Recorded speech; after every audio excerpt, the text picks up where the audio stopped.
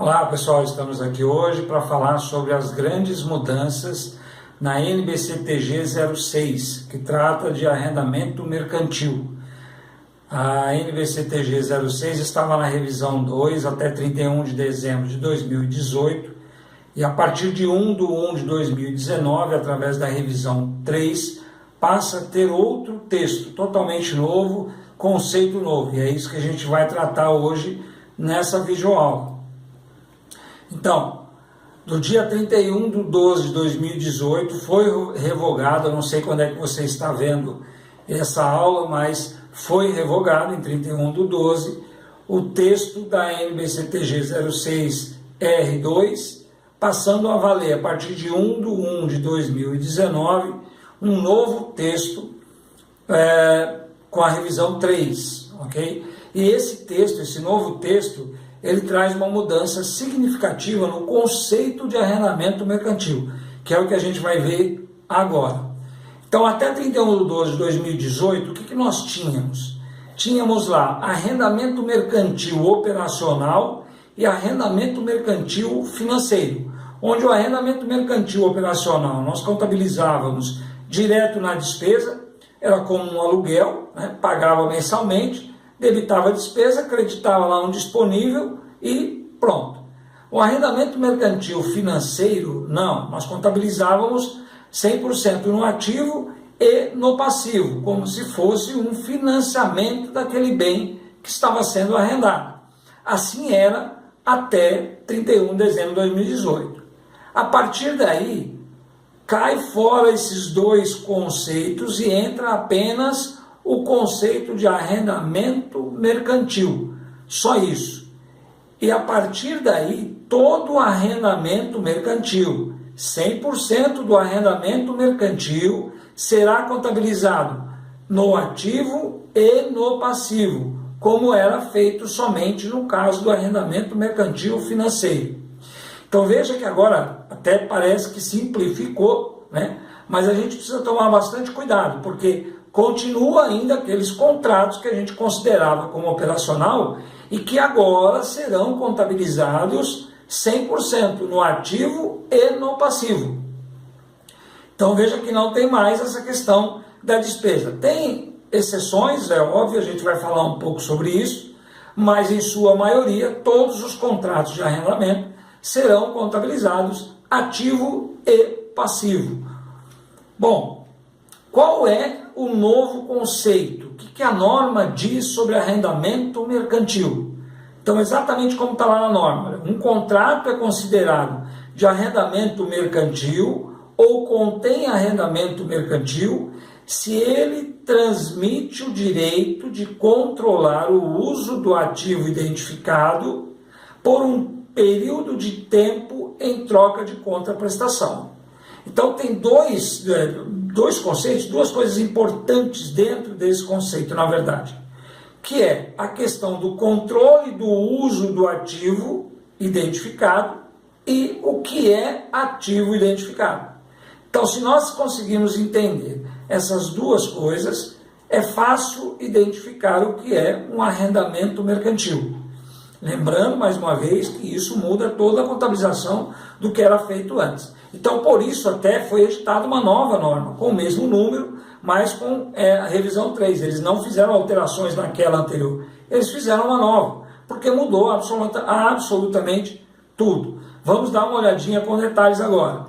Então, a primeira pergunta é a seguinte: como se define o direito de controlar o uso do ativo identificado? Como é que eu chego à conclusão de que esse contrato me dá o direito de controlar o uso desse ativo que eu estou alugando, que eu estou arrendando, né?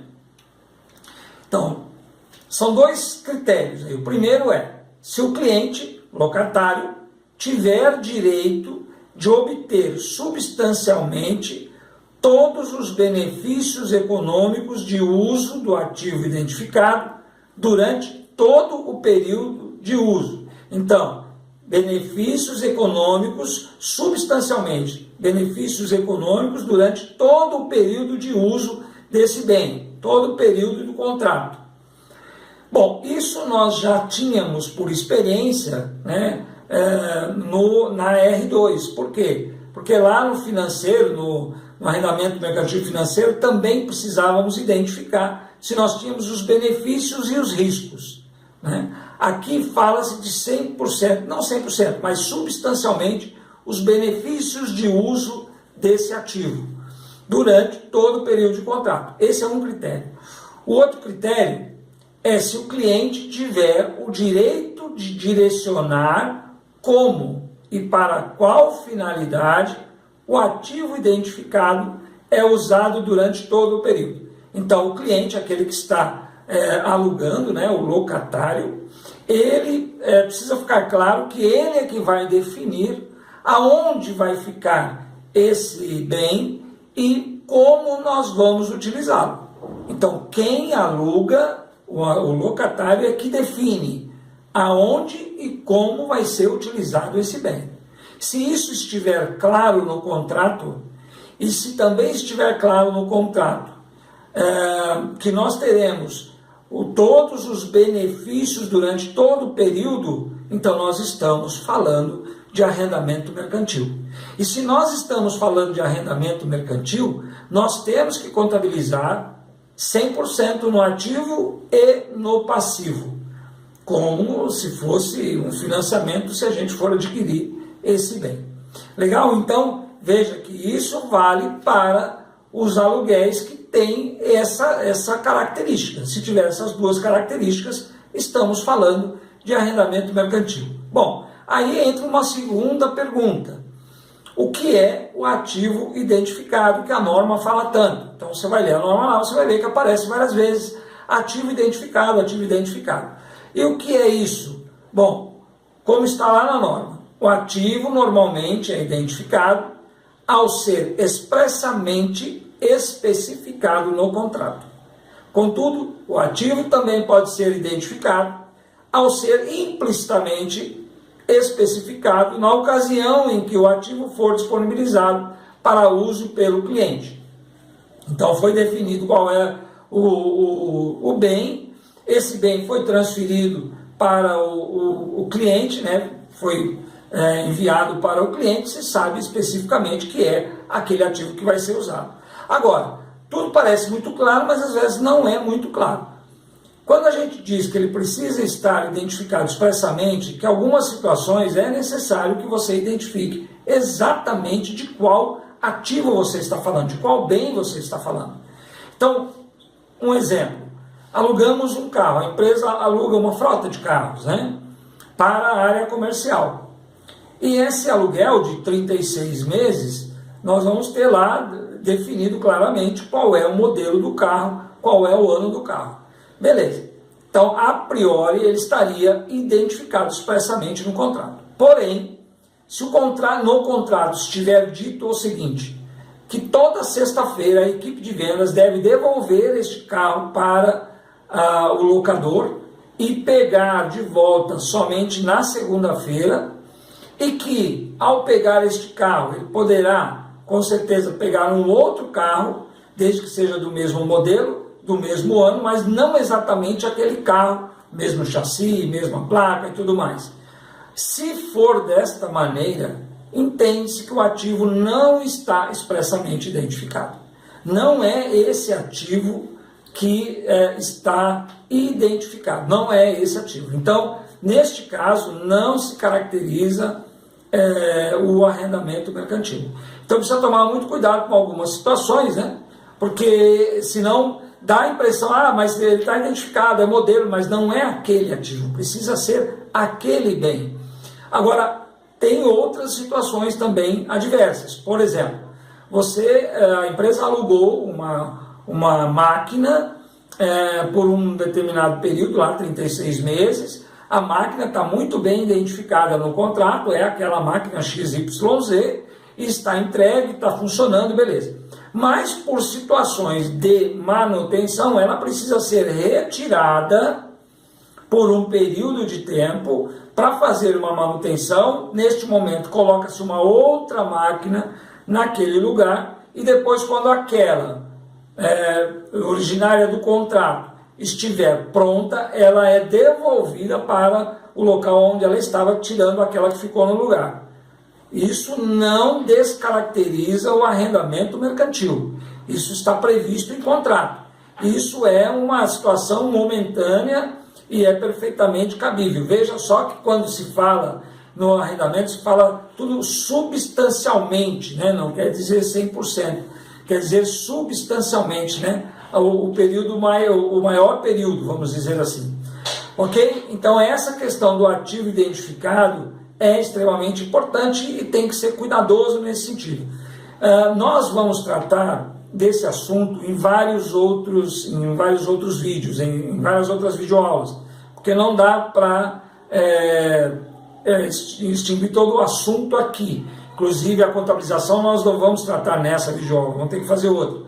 Então, à medida que vão surgindo dúvidas, vocês vão colocando nos comentários para que a gente responda com outros vídeos. Inclusive, é extremamente importante que você se inscreva no canal se você ainda não se inscreveu, porque à medida que eu vá publicando novos vídeos sobre esse assunto e outros assuntos, você é notificado e já vê o vídeo na hora, tá certo?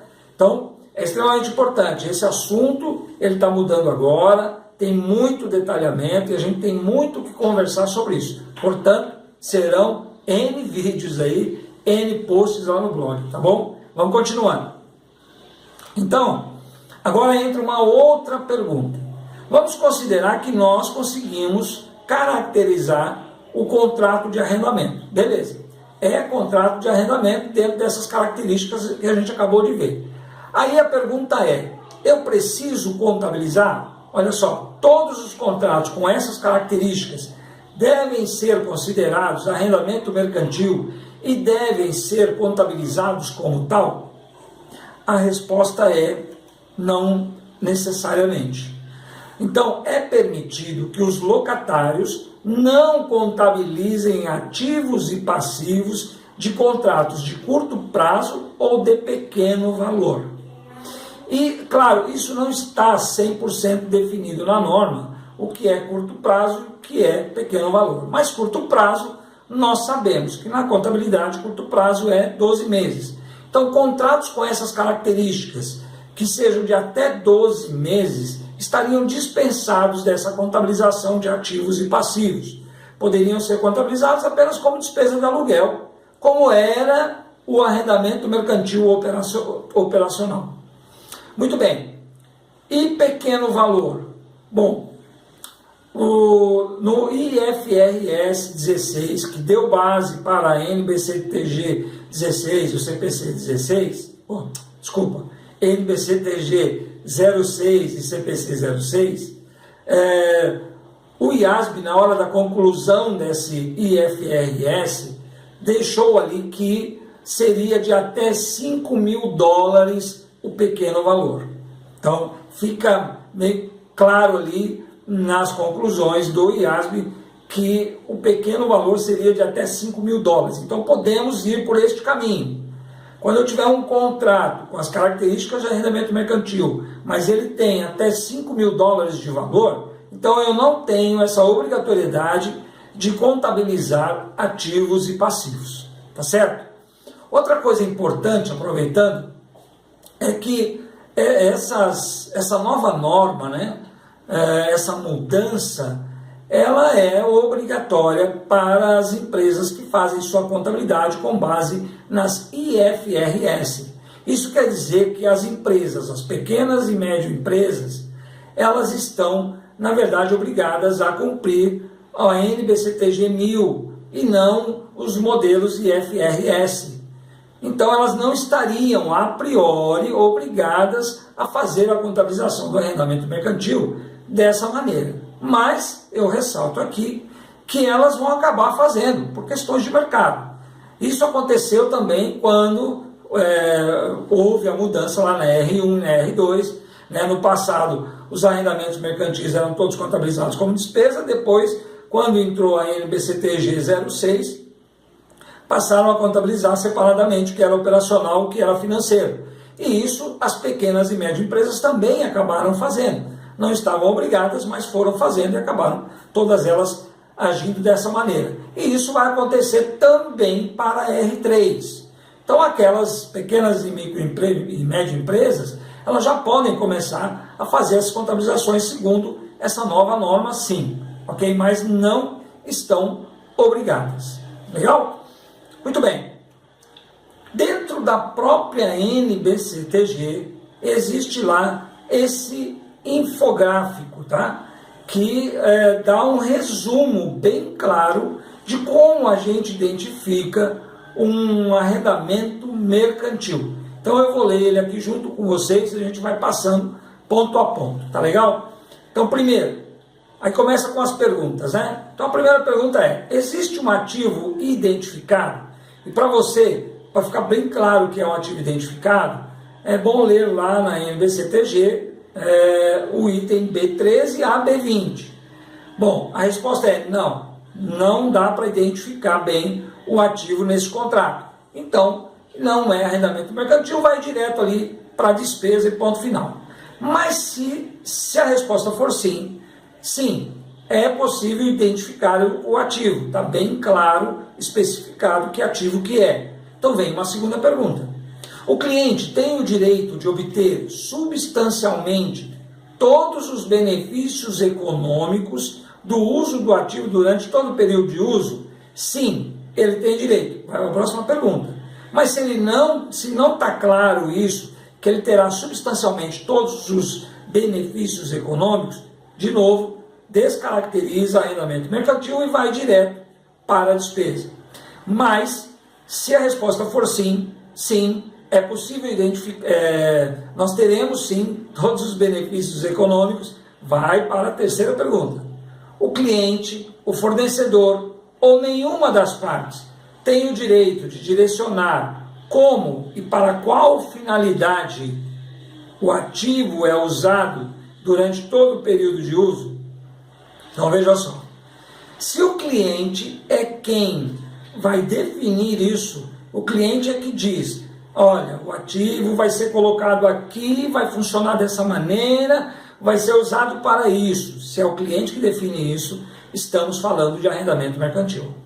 Se é o fornecedor que diz no contrato aonde o ativo vai, não, eu vou arrendar isso para você, eu vou alugar esse equipamento para você, mas ele precisa estar em tal lugar, ele precisa ser trabalhado dessa maneira, ele não pode trabalhar com outro produto, ele não pode fazer outro produto, ele não pode trabalhar em outra linha, é só aqui desse jeito, do jeito que eu definir. O fornecedor está falando isso, então não é arrendamento mercantil.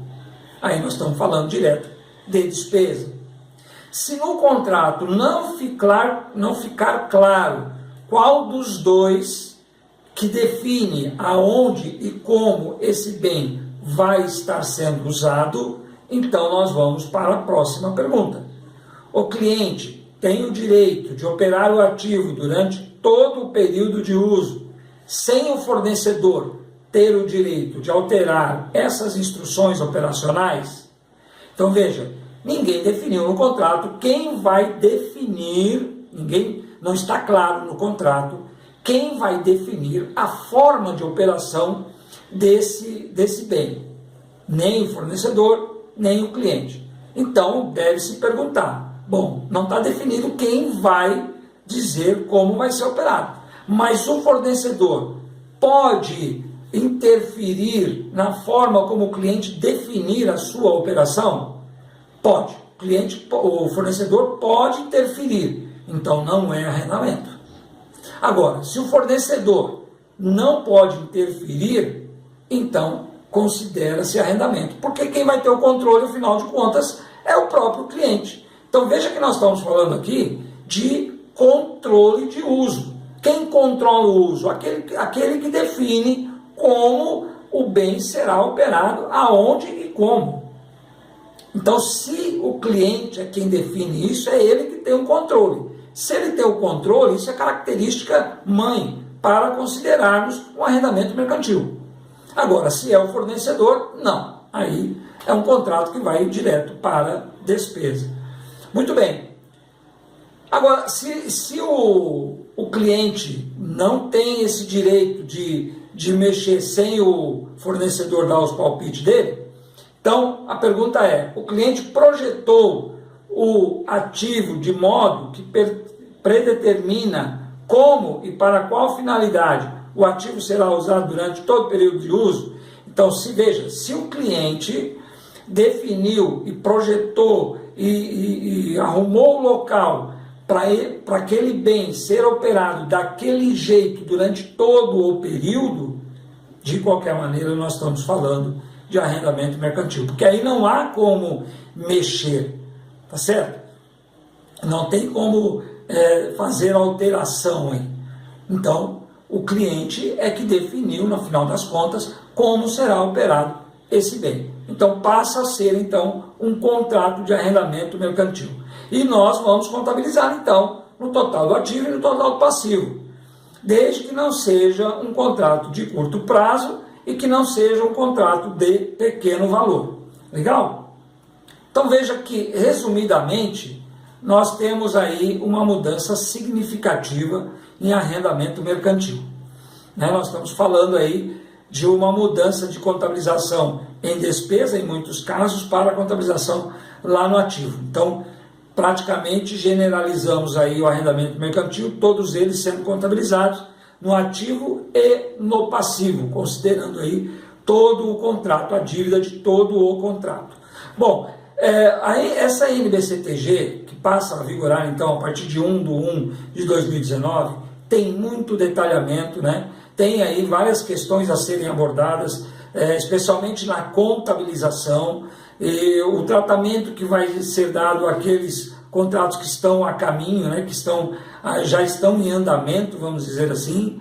Tem aí a questão de novos contratos, nós estamos falando de contratos de aluguel, veja, nós temos um contrato de aluguel na mão que vai ser considerado como arrendamento mercantil ou não. Então isso é uma mudança significativa. Por causa disso, não dá para a gente tratar tudo nessa videoaula. Então aqui o objetivo foi esclarecer que mudança é essa, de qual mudança nós estamos falando, qual é esse novo conceito.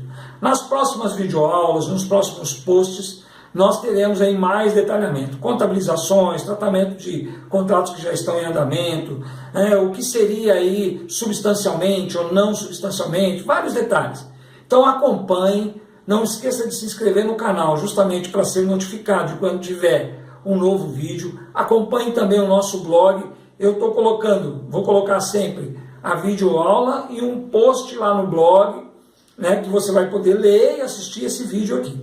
Tá legal? E outra coisa muito importante, as dúvidas de vocês. Coloquem aqui nos comentários o que vocês acham dessa mudança, se vai prejudicar, se vai ser difícil, se não vai ser, se você já está fazendo alguma coisa em relação a isso, qual é a dúvida que ficou, vai colocando aqui e a gente vai fazer vídeos para responder todas as dúvidas de vocês. Tá legal? Então, até o próximo vídeo sobre arrendamento mercantil. Um forte abraço.